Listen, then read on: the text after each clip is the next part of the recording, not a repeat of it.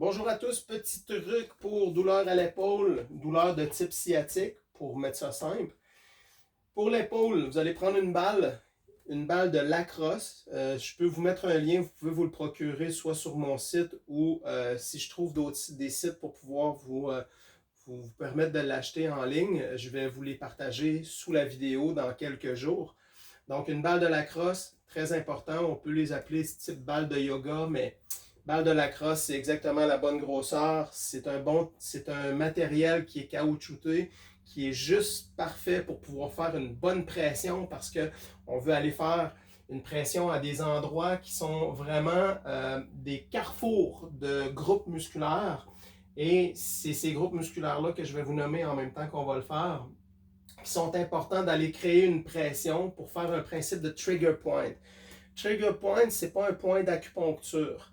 C'est un endroit où est-ce qu'il y a une sensation comme une boule. C'est un tissu qui s'est organisé. Et lorsque je fais une pression sur un tissu qui est désorganisé, qui est en train de faire une organisation hiérarchique qui est pas adéquate puis qui va causer de la douleur, si j'appuie dessus pendant 90 secondes, entre 90 secondes et 5 minutes, ben, je vais créer un effet diffus de relâchement. Le tissu va devenir plus mou, il va se liquéfier. Donc, c'est les principes qu'on utilise en ostéopathie pour pouvoir faire des relâchements tissulaires.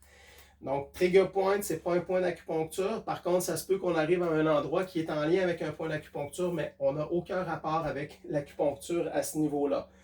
Je vais vous faire d'autres vidéos qui vont être spécifiques à des points d'acupuncture sans aller sur la douleur. Vous allez créer un relâchement non seulement sur des groupes musculaires, mais au niveau de tout votre état physique et mental. La balle, je vais vous demander de vous placer de côté. J'ai des gens qui vont essayer de le faire, puis là, ils disent « Ouais, mais je ne suis pas capable de me rendre avec la balle. Ouais, c'est parce que je change de position, puis viens te placer pour avoir plus de facilité à placer la balle au niveau du creux de l'épaule.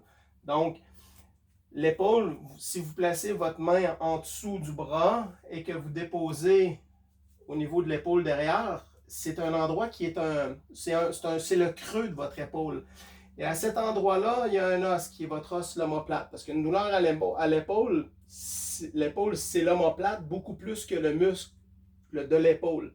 Parce que votre omoplate, c'est une poulie, puis elle reçoit tous les muscles du dos, du bas vers le haut, et tous les muscles du cou et de la tête, du haut vers le bas. Donc lui, là, l'os de l'omoplate, il en reçoit énormément de mise en tension de tout bord, tout côté, en plus des bras qui viennent avec ça. Donc, vous placez la balle et vous allez vraiment vous éloigner comme si vous voudriez vous appuyer sur quelqu'un comme pour les bons footballeurs. Les footballeurs, qu'est-ce qu'ils font? C'est des bons plaquages. Donc, vous allez vraiment vous placer et vous allez chercher, en plaçant la balle, vous allez sentir sur l'os. Mais, tu sais, n'ayez pas peur de vous déplacer parce que il y a un endroit qui va être beaucoup plus douloureux que l'autre. Vous n'êtes pas obligé d'être sur l'os de l'omoplate. Vous pouvez aller vers l'épaule. Probablement que si vous tournez votre corps, vous allez sentir, OK, là c'est différent, moi je ne le sens pas assez. Quand j'arrive sur l'épaule, avec le trajet du muscle du triceps, j'ai une action sur le muscle du triceps, il est attaché sur l'omoplate, la partie inférieure de lorsque j'ai mon bras, j'ai mon biceps qui est sur le dessus et mon triceps, lui, il est en dessous. Donc, ça permet une stabilité de l'omoplate avec le bras de haut en bas. Donc, c'est toujours mis en tension par le biceps et le triceps. Pour les douleurs qui sont diffus derrière à devant, on va vraiment aller travailler surtout la partie du derrière vers le triceps. Vous allez vraiment aller chercher au niveau du triceps là où est-ce que ça fait mal. Et c'est possible que vous ne sentez pas de tension en tant que tel, mais si vous sentez un point qui est diffus et qui veut comme créer un effet là, pas juste sur la zone, mais qui se diffuse à travers le bras, l'épaule et le cou, ben, restez dessus, puis faites juste des petits mouvements de va-et-vient de gauche à droite. Ça peut être de haut en bas. Et le fait de faire des mouvements gauche-droite, haut-bas, c'est qu'on fait une étoile. Et cette étoile-là, c'est pour aller étirer les tissus, un peu comme lorsque vos mères font du pain. Ben, si vous roulez toujours dans le même sens, ça ne fera pas un bon pain. Vous allez rouler dans toutes les directions, vous allez vraiment malaxer la pâte dans toutes les directions. C'est le même principe avec les tissus humains. Vous allez vraiment aller chercher.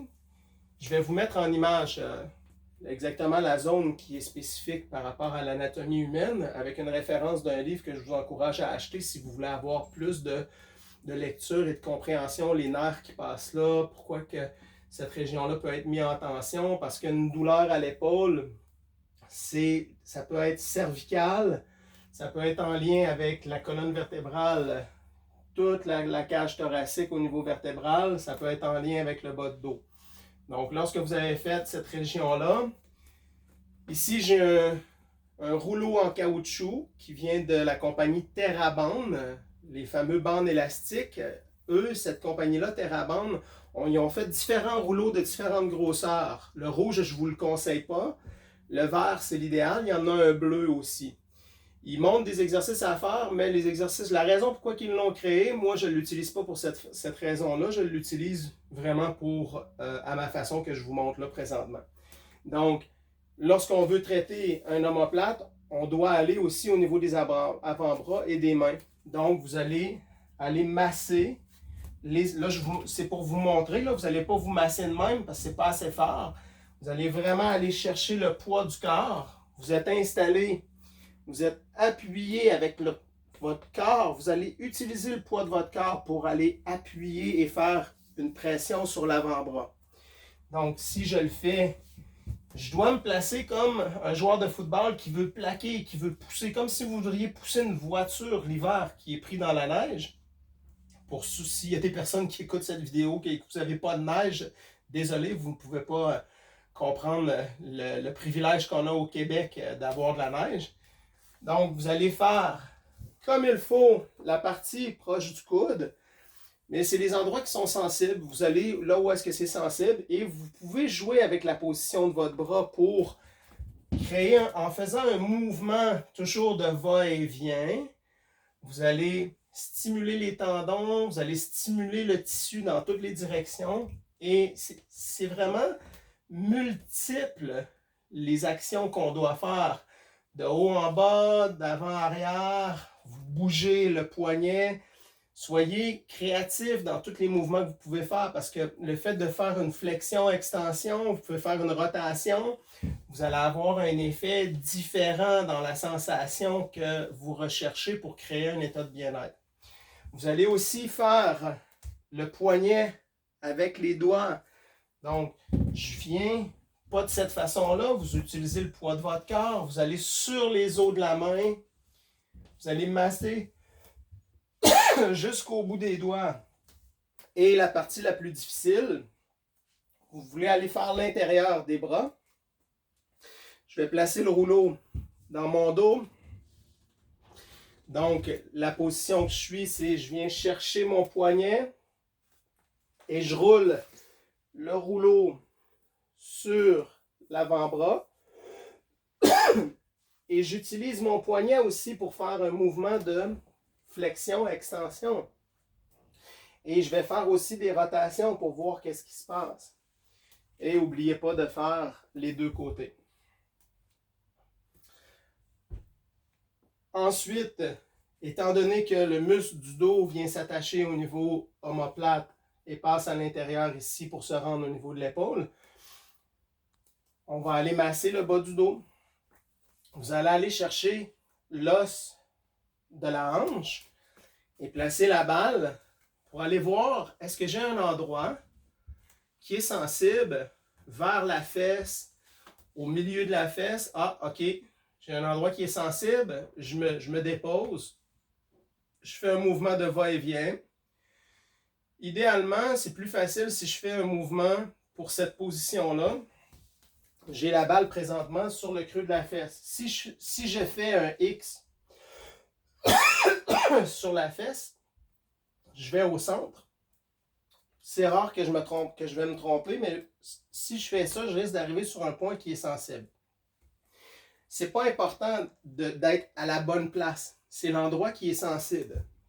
Vous faites les deux côtés parce que parfois, le côté qu'on a moins de douleur, c'est lui qui est le plus tendu.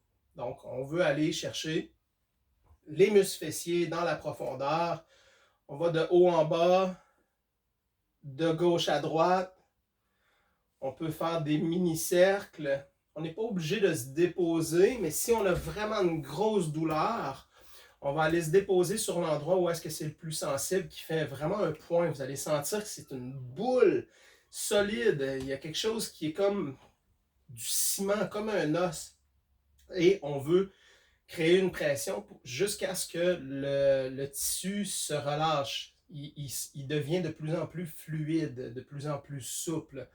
On ne parle pas de muscles, on parle vraiment de tissu de type fascia qui s'organise d'une façon suite à un choc, suite à une surcharge, peu importe la raison. C'est ça qui va vous faire que, en gardant l'idée que ce n'est pas un muscle, oui, on va sur les muscles, mais c'est surtout un tissu qui s'est organisé de façon hiérarchique, qui est inadéquate. On veut le réorganiser en allant chercher la fibre dans toutes ces directions. Et on finit avec le muscle du TFL, qui est le tenseur du fascia lata.